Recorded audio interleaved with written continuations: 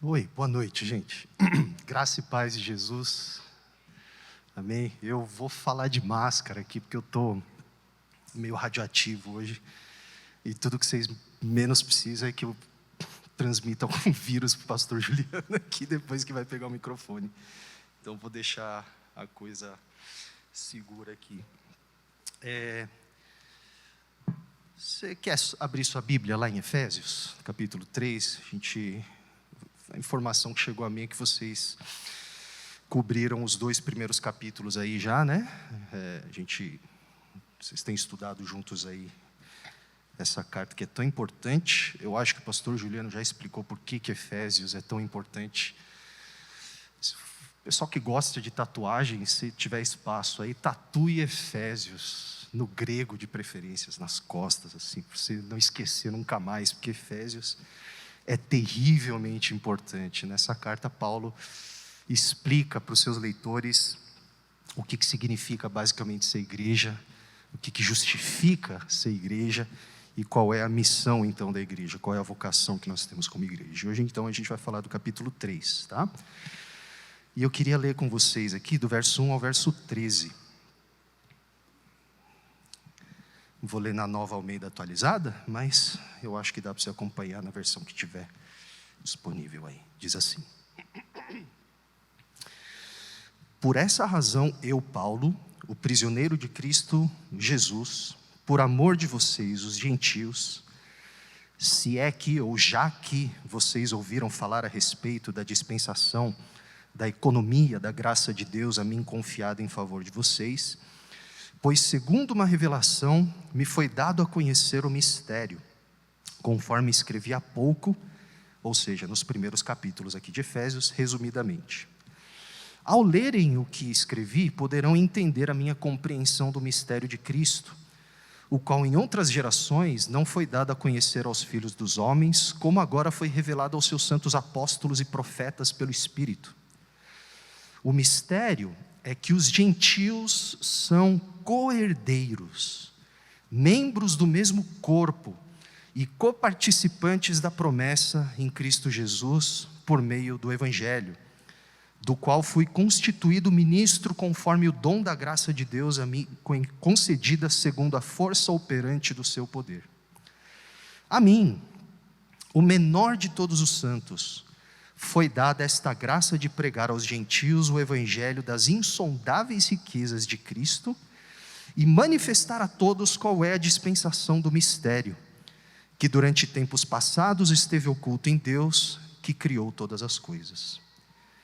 E isso para que agora pela igreja a multiforme sabedoria de Deus se torne conhecida dos principados e das potestades nas regiões celestiais, segundo o eterno propósito que Deus estabeleceu em Cristo Jesus, nosso Senhor. Em Cristo temos ousadia e acesso a Deus com confiança, mediante a fé nele. Portanto, eu peço que não desanimem por causa das minhas tribulações em favor de vocês, pois isso é motivo de honra para vocês. Amém. Até aqui.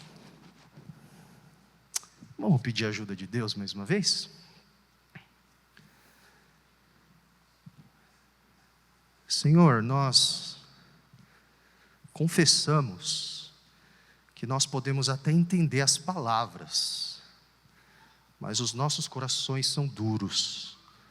Nossos corações constroem mecanismos de defesa, para que nós até possamos entender com a cabeça, mas que essas verdades muitas vezes não desçam ao nosso coração.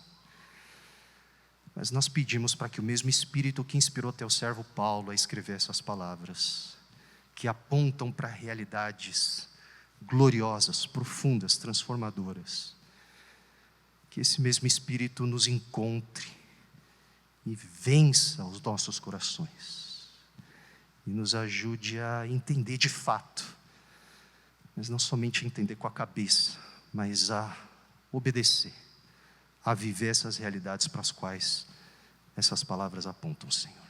Nos ajuda, nós precisamos muito do Senhor, em nome de Jesus, amém. Amém. Deixa eu fazer uma pergunta aqui. Alguém aqui já assistiu a um filme chamado Onoda? Onoda, 10.000 Noites na Selva?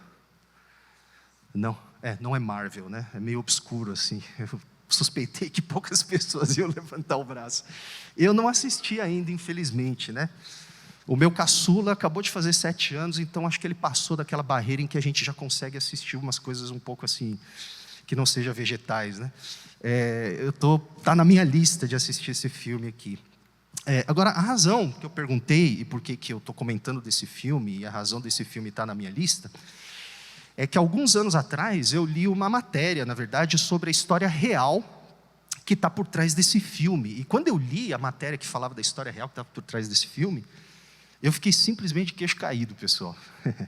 Uma coisa impressionante. O filme basicamente conta a história de um senhor chamado Hiroo Onoda, um oficial da infantaria das forças imperiais japonesas, que lutou durante a Segunda Guerra Mundial. E ele foi enviado em 1944, um ano antes do fim da guerra, para lutar, nas Filipinas. E ele tinha uma missão muito simples: você tem que proteger as bases japonesas naquela ilha específica das Filipinas. E uma das poucas ordens que ele recebeu, além dessa, que era a missão que ele tinha, foi a seguinte: você nunca vai se entregar. Não interessa o que aconteça, você não vai se entregar. Pois bem, o que aconteceu foi que em 1945, um ano depois, como todo mundo aqui sabe, a guerra acabou. E o Japão, assim como os outros países ali do eixo, assinaram ali, o Japão assinou os termos de rendição. Só que o que aconteceu é que o Onoda era um cara muito teimoso. O Onoda era um cara muito obstinado. E ele simplesmente se recusou a acreditar que o seu país havia perdido a guerra. Na verdade, o que aconteceu foi que ele e mais alguns poucos colegas lá de infantaria, né, eles acharam que as notícias que foram chegando a eles, de que os aliados haviam vencido a guerra e tudo mais, eram falsas. Eles começaram a achar que tudo aquilo não passava de estratégia propagandista dos inimigos para fazer com que eles se entregassem por engano. E aí, como resultado dessa negação, olha que coisa, eles decidiram correr para a mata fechada daquela ilha, nas Filipinas, e eles falaram assim: a gente vai se esconder aqui até segunda ordem. E nem mesmo o governo japonês, quando eles começaram a lançar folhetos do ar em japonês, dizendo: turma, a guerra acabou, a gente perdeu, pode se render. Nem mesmo assim, eles se entregaram. Vocês querem saber quanto tempo Onoda ficou morando naquela selva, em sua recusa de aceitar que a guerra havia de fato acabado? 10.000 noites. 30 anos. 30 anos, gente. Mais do que eu tenho. Brincadeira. 30 anos, gente. 30 anos migrando de uma caverna para outra, vivendo segundo uma realidade que já não existia mais. Vivendo segundo uma realidade que já havia passado. O problema é que durante aqueles 30 anos, os companheiros de Onoda foram pouco a pouco sendo capturados ou mortos pela polícia filipina. E eles mesmos, achando que ainda estavam em uma guerra, lutando por um império, que hoje nem existe mais do jeito que existia na época, né? O que aconteceu foi que eles acabaram nessa atitude de negação da realidade, eles acabaram deixando um rastro de destruição. Porque durante aqueles 30 anos, eles reagiram a qualquer pessoa que se aproximava deles, e eles deixaram 30 mortos no total. 30 mortos que poderiam ter sido poupados se tão somente eles aceitassem a realidade, o fim da guerra. Enfim, o Onoda só... Eu estou dando spoiler aqui, né, do filme, mas é que eu li a história, tá, gente? Acho que vai ser legal o filme também.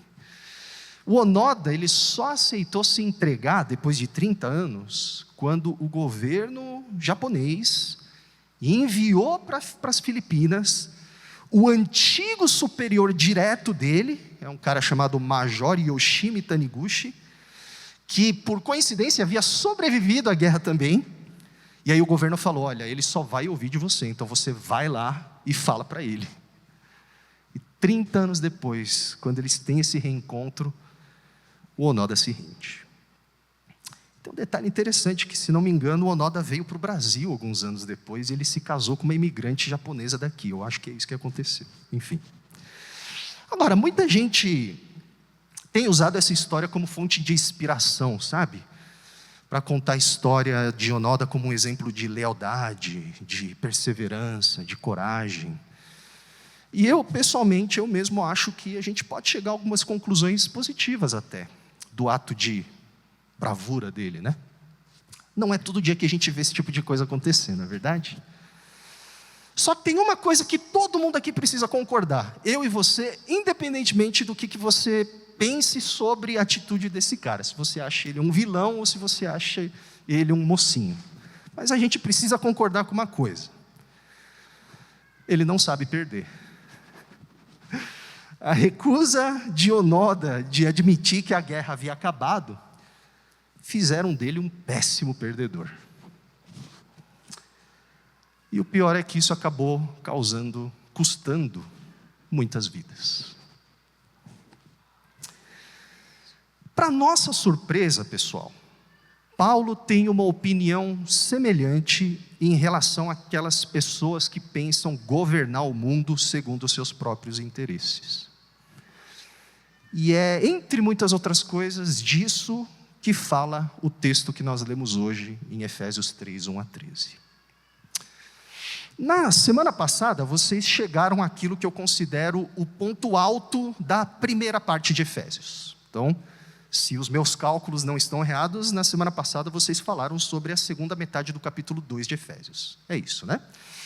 Então, tudo aquilo que Paulo vinha expondo, desde o primeiro parágrafo lá, inicial, lá de Efésios, dessa carta, acerca da magnífica obra que Deus realizou no Evangelho, culmina no fato de que a igreja é a nova humanidade recriada em torno de Jesus, chamada a refletir de forma visível a vida que o Criador sempre desejou ver no mundo.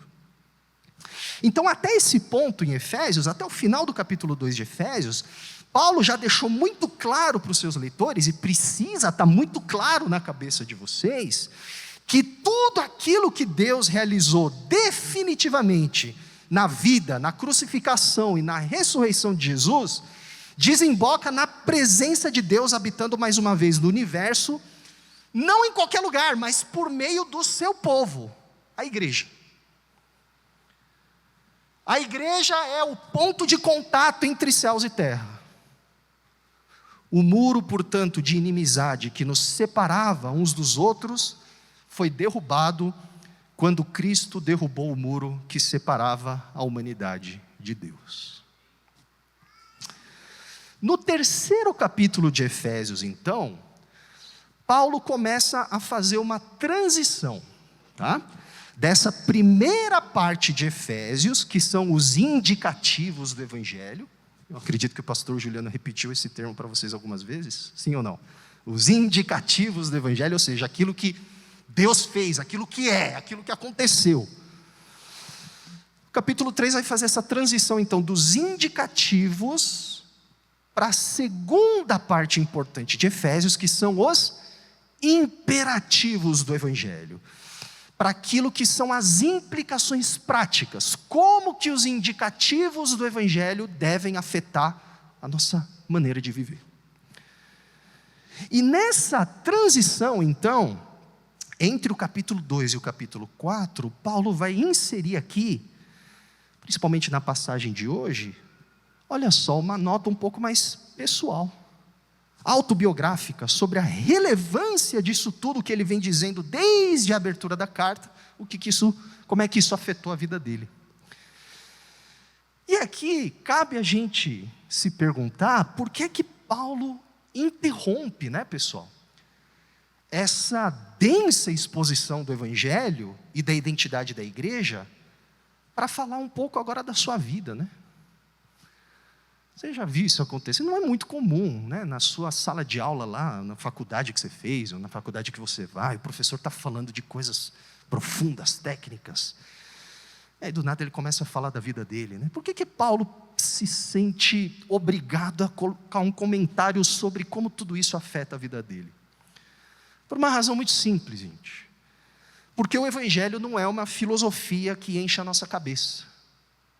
O Evangelho não é uma mensagem motivacional que nos faz sentir bem, que nos faz sentir melhor com a gente mesmo, que mexe com as nossas emoções. O Evangelho é a verdade que se encarnou na história. O Evangelho é a verdade encarnada de Deus. O Evangelho é a realidade última que se materializou no tempo e no espaço. O Evangelho é o poder de Deus que afeta, portanto, todas as áreas da nossa existência. Então, para Paulo é quase impossível, e de fato para qualquer outra pessoa é impossível, tem que ser impossível, falar do Evangelho, sem em algum momento falar também da profundidade do impacto que o Evangelho teve sobre aquele que fala, inclusive Paulo. Não dá. É uma coisa muito pessoal. Não tem como eu falar do Evangelho como se eu estivesse dissecando um sapo. Não dá. Sinto muito. Agora, tem muitas coisas na passagem de hoje que fazem, na verdade, uma recapitulação de alguns temas importantes que o Paulo já abordou nos primeiros 2 capítulos de Efésios. Então, se você está lendo Efésios do começo ao fim, em uma sentada, e não existe outra maneira de você ler Efésios, tá? Deixa eu só abrir um parênteses aqui, ou de qualquer outro livro da Bíblia, né? Sabe por que a gente não entende direito a Bíblia? Porque a gente foi ensinado a ler a Bíblia naqueles devocionários, sabe? E sabe o que os devocionários fazem? Eles fatiam a Bíblia em parágrafos. Você lê um parágrafo hoje, outro parágrafo você lê amanhã. E o que você vai ler amanhã, você já esqueceu o que você leu hoje, né? Só que a gente se esquece que o autor não está escrevendo em parágrafos, está escrevendo a coisa toda, né? Você não lê e-mail assim, lê? Você me fala, porque eu nunca mando e-mail para você. Você vai distorcer tudo que eu estiver falando. Você não lê bula de remédio assim. Você não lê receita de bolo assim. Então, se você lê Efésios do começo ao fim uma sentada, você vai perceber que aqui em Efésios 3, quando Paulo vai dar uma nota um pouco mais pessoal, ele vai resgatar alguns assuntos que ele já mencionou anteriormente. Só que tem uma diferença importante. A diferença é que Paulo vai descrever agora o Evangelho em termos do mistério de Deus revelado em Jesus. Ele vai falar do mistério de Deus revelado em Jesus, a respeito do qual Paulo havia sido vocacionado a proclamar. Então, se você prestar atenção na passagem que a gente leu, você vai reparar que a palavra mistério se repete aqui algumas vezes. No texto grego, são 3 ocorrências da palavra mysterion, diretamente, e 2 ocorrências de forma indireta, por meio do uso de uma referência apenas, né? Aquele, ou ao qual, isto é. Tá? Então, Paulo vai falar do mistério de Deus revelado em Jesus. Só que aqui cabe a pergunta. O que exatamente Paulo quer dizer com essa palavra mistério? Que mistério, turma, é uma daquelas palavras que os evangélicos sequestraram. E hoje, se você fala mistério para um evangélico, ele vai entender uma coisa completamente diferente, talvez do que você quer dizer, não sei, depende, né? Ou daquilo que, no mínimo, o Novo Testamento quer dizer. Então, se um vizinho seu no seu elevador visse você hoje com a Bíblia debaixo do braço e chegasse e olhasse para você e falasse assim, você é crente e tal, estou voltando à igreja agora. Rapaz, eu não sou evangélico, nunca fui para a igreja, mas eu tenho uma curiosidade de saber, porque esses dias eu abri a Bíblia lá, que tem na casa da minha avó, e eu vi num livro lá chamado Efésios, que Paulo fala de um mistério de Deus que foi. Que mistério é esse? Se você não souber responder essa pergunta depois, eu vou me sentir o pior fracassado do mundo, tá? Por amor a mim, por favor, preste atenção. O que significa essa palavra mistério? Olha só. Ao contrário do que muitos evangélicos pensam hoje, esse termo grego, mysterion, de onde vem, português, mistério, não tem nada, absolutamente nada a ver com um conhecimento especial abstrato, que somente alguns poucos especiais podem acessar por meio de experiências subjetivas. Tem nada a ver com isso. Hoje em dia, é muito comum encontrar evangélicos que se ocupam em desvendar supostos mistérios sobre a vida dos outros, sobre o futuro, sobre a marca da besta, sobre se a vacina é chip ou não é, como se essas pessoas supostamente especiais, que têm acesso a esses supostos mistérios, possuíssem as chaves para os arquivos secretos do além, do almoxarifado do céu. Então é muito comum encontrar alguns crentes, por exemplo, que dizem que Deus revelou um mistério da pessoa com quem você vai casar. Essa é clássica, né? Essa é clássica, né? Ou do mistério do que você tem que comer para a janta. Mistério. Deus me revelou. E no pior dos casos, tem gente que chega ao ponto de construir sistemas teológicos inteiros. Eles não chamam isso de teologia, obviamente, né? Mas é teologia. Tudo que você fala de Deus é teologia, tá? Vamos combinar isso. Satanás faz teologia. Você também. O pessoal não chama de teologia, mas tem gente que constrói sistemas teológicos inteiros com base em leituras absolutamente bizarras do texto bíblico. E aí, como pretexto, eles falam o quê? Deus revelou um mistério sobre essa ou aquela passagem. Amém, irmãos? E aí tem aquela coisa, né, da tal diferença. Isso aqui é um exemplo, né? Tal diferença entre logos e rema. Já ouviram essa? Não. Se você nunca ouviu, fecha o ouvido aí que eu vou explicar rapidinho, tá? Mas não, porque eu vou explicar, então você tem que ouvir, né? É aquela diferença, né? Não, isso aqui foi palavra logos. O pessoal pega duas palavras gregas do Novo Testamento e fala assim: tem a diferença entre logos e rema.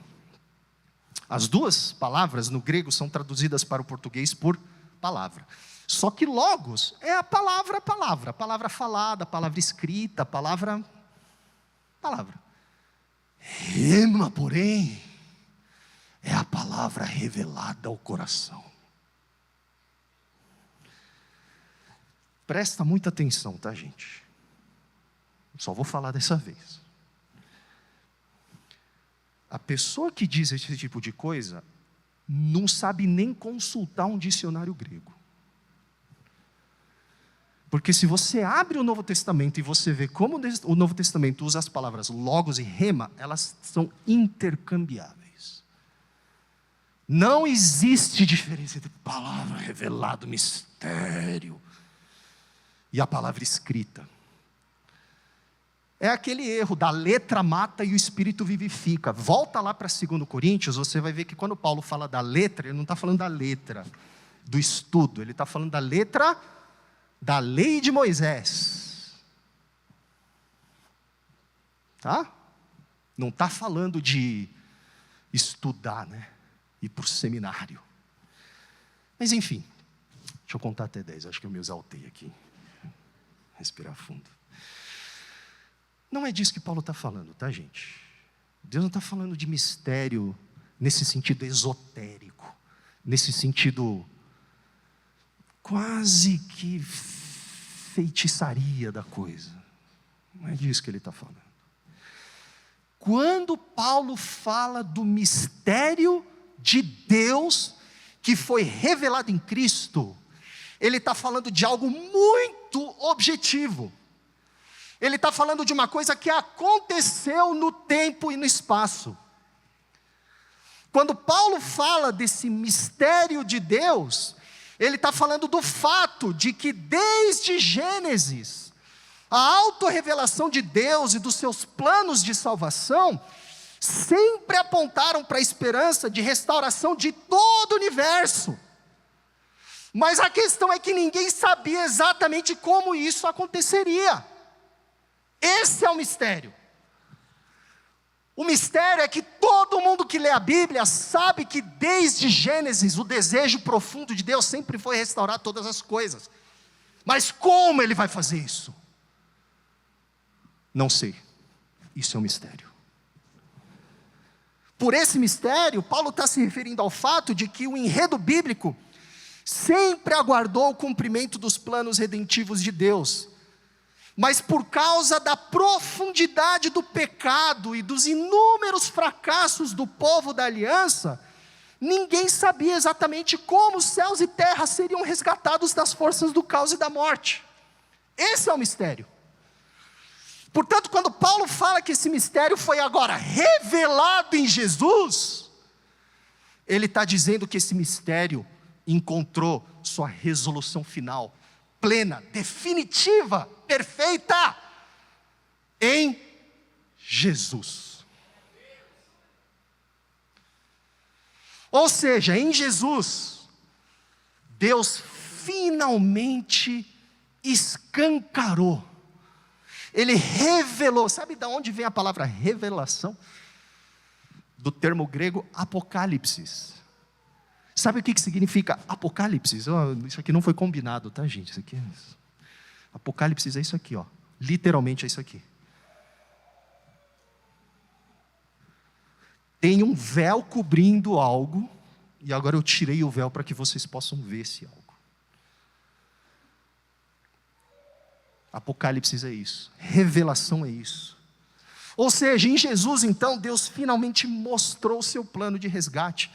Ele manifestou o seu plano de redenção, de restauração. Em Jesus, portanto, nós podemos entender como exatamente Deus venceu a morte e concretizou o seu reinado sobre toda a terra. Então, quando Paulo diz no verso 3, que a ele foi dado conhecer o mistério revelado, ele não está dizendo que ele tem um dom especial, e que ele recebeu esse negócio só ele, de forma individual, esotérica, subjetiva. Caiu a ficha, sei lá, eu tive uma experiência aqui, e Deus revelou para mim. Não, Paulo está dizendo que esse grande mistério, de como Deus salvaria o mundo das garras da morte, e como Deus concretizaria o seu reinado sobre toda a terra, foi publicamente revelado, manifesto, escancaradamente, no evento Cristo. E que por isso Paulo, que anteriormente era um perseguidor da igreja, pôde conhecer o significado disso. E aqui as traduções em português, algumas delas não ajudam muito, porque na NAA que eu li, o verso 3 diz o seguinte: segundo uma revelação me foi dado conhecer o mistério. Talvez a sua versão tenha uma tradução semelhante. Só que segundo uma revelação, parece exatamente isso, que Paulo recebeu um revelamento assim, Estava lá no quarto, e aí sei lá, uma revelação, nossa, Jesus, não foi isso. No texto grego, a gente pode traduzir o verso 3 de forma muito mais coerente com o contexto, da seguinte forma: me foi dado conhecer o mistério segundo a revelação de Cristo. Como o mistério foi me dado a conhecer? Quando eu olhei para Cristo, quando eu coloquei os meus olhos em Cristo, quando eu encontrei Cristo, quando Cristo me encontrou na verdade. É por isso que no verso 4, Paulo chama esse mistério especificamente de mistério de Cristo. Sabe qual é o único mistério que te importa saber? Não é com quem você vai casar. Não é para onde você tem que mandar o seu currículo. Não é se você é apostila, apóstolo, se você é sei lá o quê. E a gente vai falar sobre isso daqui 2 semanas, quando falar do capítulo 4 de Efésios, né? Que tem muita coisa também, muitas barbaridades que o pessoal faz com aquela passagem que Paulo menciona, apóstolos, profetas, enfim. O mistério que te cabe conhecer é o mistério que Deus já revelou em Jesus. O mistério é Cristo. Jesus. Meu amigo, Deus deu Jesus. Você quer saber mais do quê? O que te importa? A mais? O mistério é de Cristo. Só que não para por aí. Aqui a coisa começa a ficar mais interessante. Porque o que nós precisamos destacar é que o resultado glorioso desse mistério, o produto, a consequência desse resgate, dessa redenção, dessa vitória que foi levada a cabo por Deus em Jesus, sabe onde hoje esse mistério é visto? Na igreja. Na igreja. Na nova humanidade que está sendo formada a partir de pessoas de toda a face da terra pelo Espírito que ressuscitou a Jesus dos mortos. O mistério é que os gentios são co-herdeiros, e por gentios ele está falando de mim e de você. Alguém tem aqui sobrenome Cohen? Goldschmidt? Quantos da Silva tem aqui? Aleluia!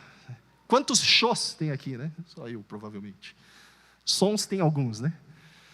Galo, Alvarenga. Vamos concordar, não são nomes particularmente judaicos.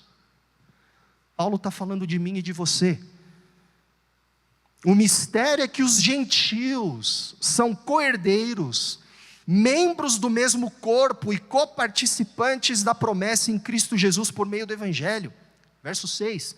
E aí no verso 10 ao verso 11, isto para que agora pela igreja, presta atenção na força das palavras de Paulo aqui, tudo isso para que pela igreja, por nós, por meio de nós, a multiforme sabedoria de Deus, do Deus eterno, Criador de todas as coisas, se torne conhecida dos principados e das potestades nas regiões celestiais, segundo o eterno propósito que Deus estabeleceu em Cristo Jesus, nosso Senhor. Em outras palavras, a igreja, pessoal, nós, dá uma olhada aí, dá um giro de 360 assim.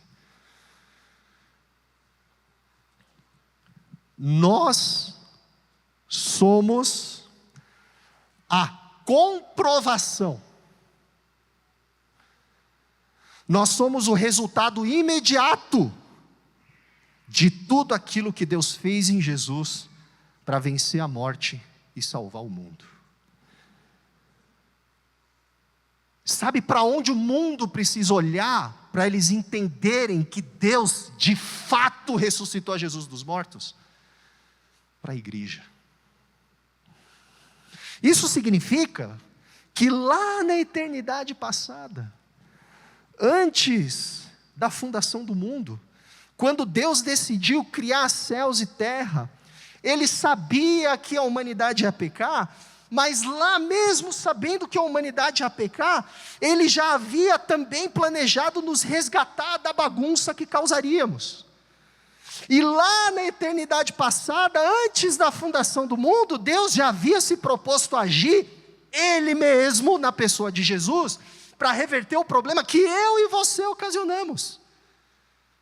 E desde a eternidade passada, antes da fundação do mundo, antes de Deus dizer, haja luz, o desejo de Deus era que o resultado de todo esse árduo trabalho que Ele realizaria ao longo de toda a história, fosse a igreja. E aí você vem e me diz que acredita nesse papo furado de crente que diz que dá para ser cristão sem ir para a igreja?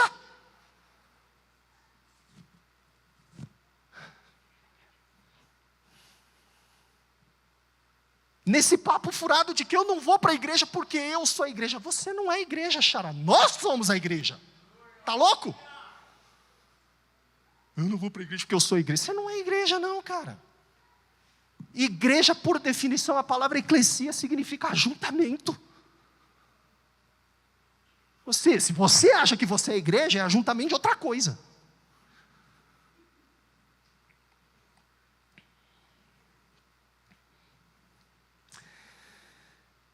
Esse é o mistério eterno que foi finalmente revelado em Jesus.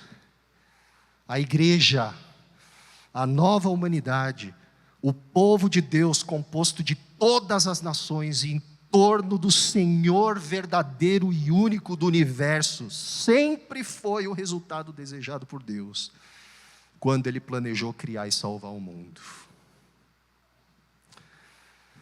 Sabe que os evangélicos gostam muito de usar a expressão sonhos de Deus, né? Eu quero todos os sonhos de Deus para a minha vida e tudo mais, né? Eu tomo posse de todos os sonhos de Deus.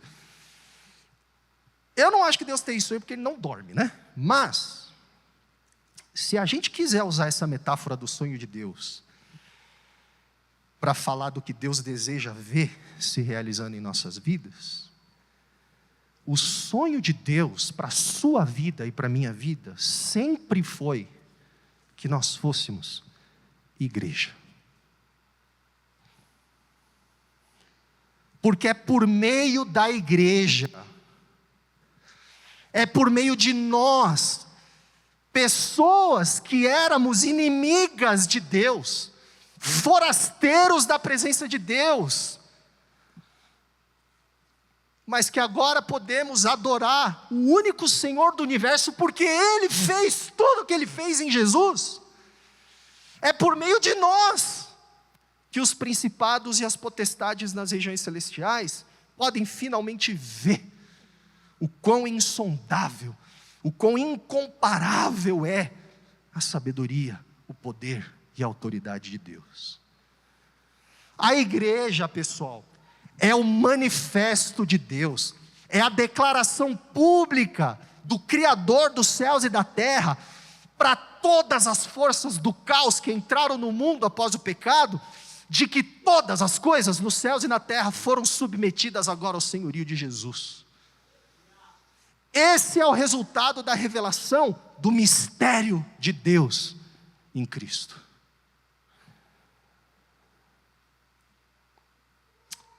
É por isso, pessoal, que para Paulo é impossível falar dessas realidades sem mencionar o quanto essas realidades afetam todas as esferas da vida dele e fazem dele agora um servo da igreja. É por isso, gente. Paulo entendeu, gente, que não tem nada mais importante na vida dele.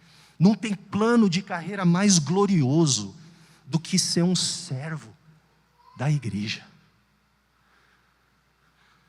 Porque saber que o plano eterno de Deus de salvar o mundo resulta na igreja, faz com que Paulo entenda que não há nada mais importante na vida do que zelar pela saúde e pela integridade da igreja.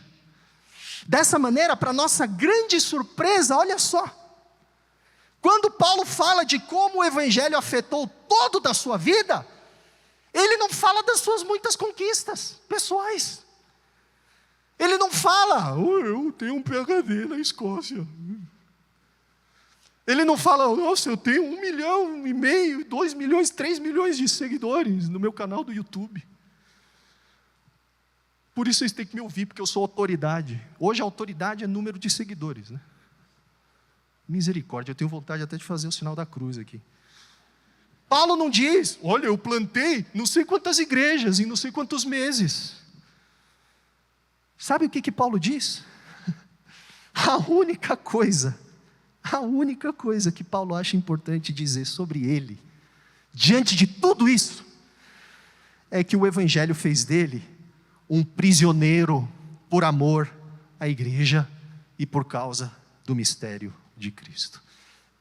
Paulo, prisioneiro de Cristo Jesus por amor de vocês, os gentios. Que contraste, né, meus irmãos?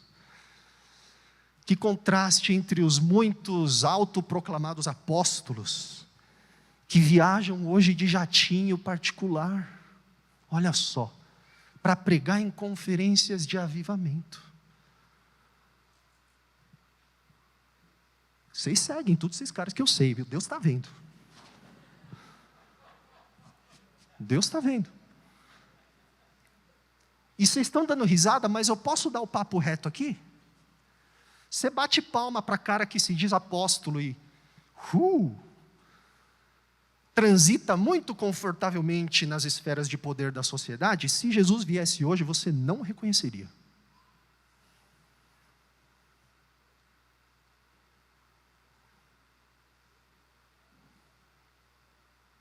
Você provavelmente estaria contado entre os perseguidores de Paulo também.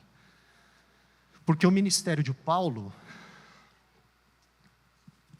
não tinha o formato de uma metralhadora. Não tinha o formato de um cetro. Tinha o formato do Senhor dele. O formato do Senhor dele é o formato de uma cruz.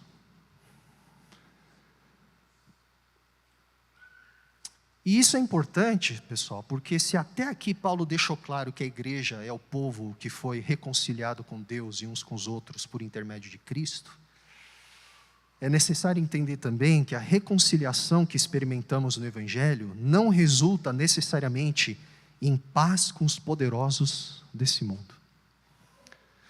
Porque viver sob o senhorio único e absoluto de Cristo significa deixar claro que todos aqueles que se dizem senhores lá fora não passam de impostores, farsantes, tudo bando de vigarista. Reunião do G7 está acontecendo agora, vamos orar por eles, tá, pessoal? Mas o pessoal acha que está mandando no mundo, tudo vigarista. Só tem um que manda no mundo. Não tem G7 no reino de Deus. Não tem. Desculpa. Não é minha culpa. Não tem. É J1, né? Não é G7. E para aqueles que se consideram detentores de algum tipo de autoridade, o Evangelho representa a mais terrível ameaça. Deus governa por meio de governantes, e por isso que eu estou falando, a gente tem que orar por eles, porque é assim que Deus governa o mundo. O Evangelho não é anarquia. Mas quem governa mesmo é só um. Então o que o Evangelho faz também, meus irmãos, é escancarar não somente a realidade de que todos estão mortos perante Deus, mas principalmente o fato de que somente Jesus venceu a morte, e portanto somente Ele foi capaz de derrubar os muros de inimizade que havia entre a humanidade e Deus e a humanidade ela mesma. E aceitar o Evangelho requer que a pessoa se arrependa e renuncie os seus caminhos de autonomia. Só que isso é uma coisa que poucas pessoas estão dispostas a fazer, especialmente aquelas que pensam deter algum poder em suas mãos. É por isso, pessoal, esquece, para. Você está caindo em golpe. Você está caindo no conto do vigário. Esquece, que esse negócio que a gente tem que lutar, porque se a gente tornar o Brasil evangélico, vai acabar as dificuldades dos evangélicos. Talvez dos evangélicos, mas não dos discípulos de Jesus. Até hoje, meus irmãos, o Evangelho ofende. E se não está ofendendo é porque não é o Evangelho. A igreja, desde o começo, sempre sofreu oposição dos poderosos da sociedade. E a igreja nunca ficou assim, que pelo menos o começo, né? Nunca ficou provocando as autoridades. Vem para a porrada, não é isso. Eles simplesmente passaram a confessar que somente Jesus é o Senhor. É isso. Consequentemente, ao mesmo tempo que a igreja é o espaço onde a reconciliação de Deus pode ser vista de forma clara, gente, só o fato da igreja existir já é um incômodo para os poderosos do mundo. Então, ao mesmo tempo que o evangelho causa maravilhamento naqueles que nos cercam, ele também desnuda os deuses falsos e confronta a idolatria presente no mundo. Portanto, ter paz com Deus e ter paz com aqueles que pertencem à igreja não significa necessariamente ter paz com os poderosos desse século. E o evangelho fez de Paulo um prisioneiro, precisamente porque ele havia se tornado pregador de Cristo. Só que aqui tem uma sacada. A sacada é que, por mais irônico ou anticlimático que possa parecer o fato de que um dos maiores pregadores do evangelho tenha passado boa parte do seu ministério encarcerado, apesar disso, o evangelho dava para Paulo uma perspectiva reconfigurada de toda aquela situação. Embora os sofrimentos de Paulo fossem um escândalo aos olhos dos homens, e de fato tinha um monte de gente na época do Paulo que dizia para as pessoas: você viu, Paulo está preso, ele é apóstolo coisa nenhuma. Vocês acham que esse negócio de teologia da prosperidade, do coaching, é tudo de hoje? É nada, meu. Lê história. Está tudo lá na época do primeiro século já. Os caras falando, esse Paulo só sofre, só apanha. Ele não pode ser apóstolo. Porque é apóstolo mesmo. Não sofre. Pare de sofrer. Seja cabeça e não cauda. Posso chamar os músicos aqui à frente? Você tem que potencializar as suas possibilidades. Por isso que Paulo vira e mexe precisa defender o seu apostolado. Em 2 Coríntios ele faz menção aos superapóstolos.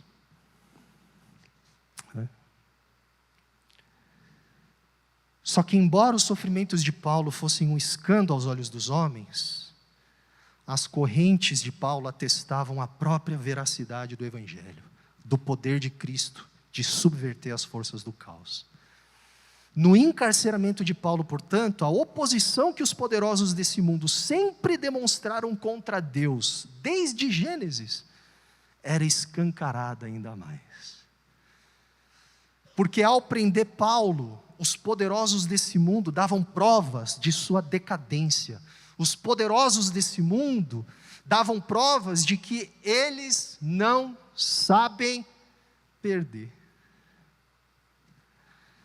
E é precisamente por essa razão que Paulo não se envergonha de se identificar como prisioneiro. E ele chega até o ponto de dizer que as suas tribulações são a glória dos seus leitores.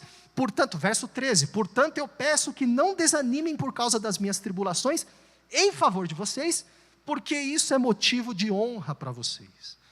Sabe o que Paulo está dizendo? Paulo está dizendo que vale a pena sofrer pelo Evangelho, porque no Evangelho o mistério de Deus foi revelado.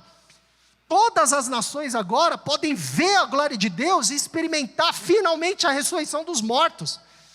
E o simples fato de Paulo estar preso mostra que os poderosos desse mundo estão com os dias contados, porque eles estão dando chilique, porque eles não sabem perder. Dessa maneira, pessoal, é muito inspirador que Paulo não se identifique como prisioneiro de Roma. Ele era um prisioneiro de Roma, mas ele não se enxerga como um prisioneiro de Roma. Ele se enxerga como um prisioneiro de Cristo Jesus. Porque Paulo pertencia inteiramente àquele que venceu a morte. E por isso, nem mesmo a máquina mortífera de Roma pode ter qualquer poder sobre ele. Você sabe esse chilique todo que os evangélicos têm dado na esfera pública, na política? No fundo é porque a gente tem medo. A gente não acredita que Jesus ressuscitou dos mortos, no fundo. A gente acha que precisa de outro Salvador. Paulo não. Prisioneiro de Cristo, meu amigo. Só um manda na minha vida. Só um é dono da minha vida. E se por causa dele eu precisar ser preso, que seja. O meu dono, o meu Senhor é dono de tudo. Tenho medo do quê? Então, à luz de tudo isso, a gente pode concluir aqui, mencionando que o Evangelho nos chama, pessoal, a uma visão bastante realista quanto à opinião que o mundo terá sobre nós. Cai na real. Quanto antes você cair na real, melhor para você, melhor para sua gastrite. Você vai sofrer menos nesse sentido. Seja realista. Você vai enfrentar oposição. Porque você está dizendo que aquele seu colega de trabalho que não é crente, você está dizendo que ele está sob... Não com palavras, né? Espero que você não diga isso também com palavras assim direto, né? Porque não é uma boa estratégia de evangelismo, eu acho. Mas com a sua atitude você vai mostrar para essa pessoa que você tem um senhor que é diferente do dela, e ela vai achar estranho aquilo. Normal. O problema, sabe qual que é o problema? O problema é que, infelizmente, a opinião que o mundo tem cultivado sobre a igreja brasileira nos últimos anos não tem sido a melhor, e isso quase inteiramente por culpa nossa mesmo. Porque a igreja brasileira, de modo geral, não tem vivido à altura do nosso chamado, conforme descrito em Efésios. Escândalos, mau caratismo, idolatria, casamento com ideologias espúrias. Mas mesmo que a gente consiga se aproximar da visão descrita em Efésios, a gente precisa esperar navegar em um contexto que nunca deixará de ser minimamente hostil a nós. Porque o simples fato de nós estarmos aqui, como igreja, adorando ao único Deus verdadeiro que nos resgatou da morte por meio de Jesus, já representa uma ameaça. Já representa uma afronta aos poderosos dessa era, aos principados, às potestades que influenciam a mente caída desses poderosos. E é claro, gente, é claro que essas tensões podem ser experimentadas em diferentes níveis. E é claro que ao longo do nosso testemunho, muitas pessoas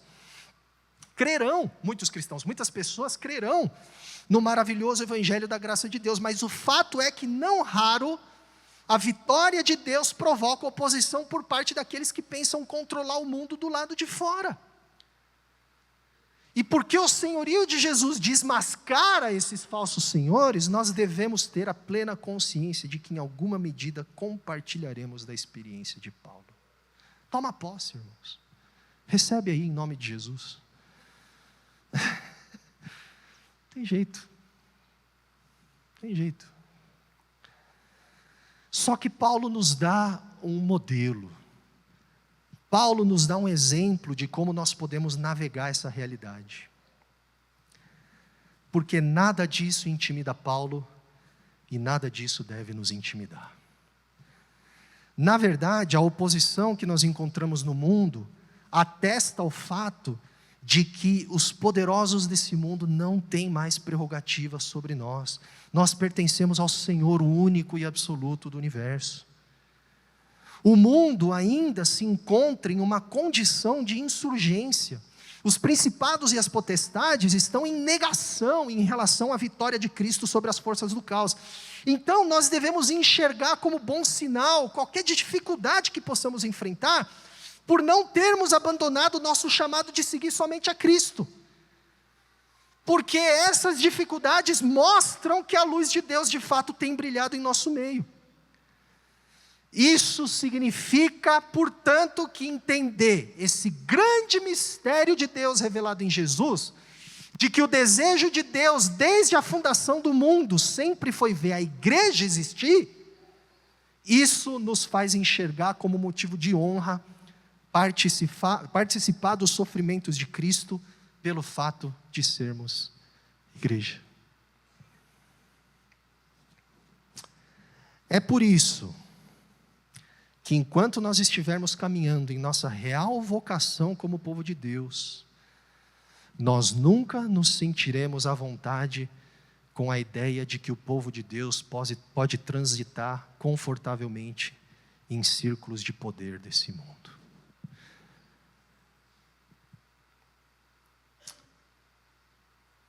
Meus amigos, quando você vê representantes de grandes igrejas e denominações muito confortavelmente transitando em círculos de poder,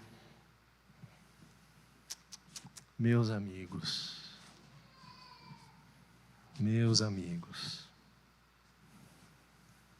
nós devemos influenciar todas as esferas da sociedade com os valores do reino de Deus.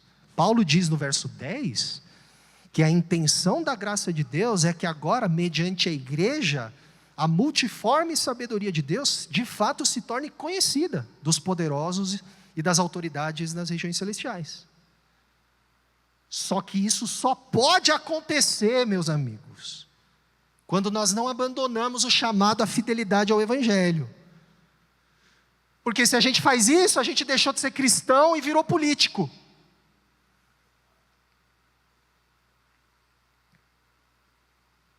Isso só pode ser feito quando nós jamais nos curvamos a outros supostos senhores que não são Jesus. Então, se nós estamos muito confortáveis com os chefões desse mundo, é porque provavelmente nos submetemos às mesmas forças, à mesma mentalidade que opera sobre eles. Então, o meu desejo para vocês é esse, com isso eu concluo, tá? Que vocês possam ter a mesma consciência de Paulo. Que nós entendamos que nós somos prisioneiros de Cristo. Ser igreja é entender que nós somos participantes desse mistério revelado de uma vez por todas e completamente em Jesus. Ser igreja é entender que nós somos a humanidade que está sendo recriada à imagem de Jesus, que Deus sempre sonhou ver desde antes da fundação do mundo. E ser uma igreja livres é ser uma igreja prisioneira de Cristo e de Cristo somente. Portanto, sejamos o povo do Senhor ressurreto, que derrubou o muro de inimizade entre nós, e que a luz de Deus avance por meio de nós. Que Deus nos ajude a viver a luz de Efésios, ainda que no caminho nós enfrentemos alguns obstáculos. A oposição dos poderosos é sinal de que nós somos de fato a nova criação de Deus. Vamos curvar a nossa cabeça?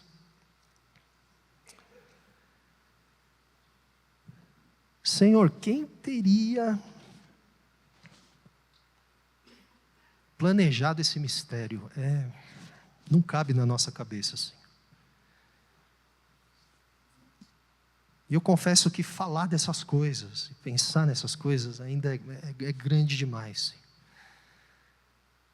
O resultado do mistério, o resultado do plano de salvação, de resgate de todas as coisas que o Senhor criou, é algo que desemboca em nós, na igreja. Faz a gente entender isso, Senhor. Abre os nossos olhos, abre os nossos corações. E faz a gente entender que não tem vida melhor que a gente possa viver, senão como ministros desse mistério, senão como prisioneiros do Senhor. Faz isso para a Tua glória, Senhor, e faz isso para a nossa própria felicidade também. Em nome de Jesus. Amém.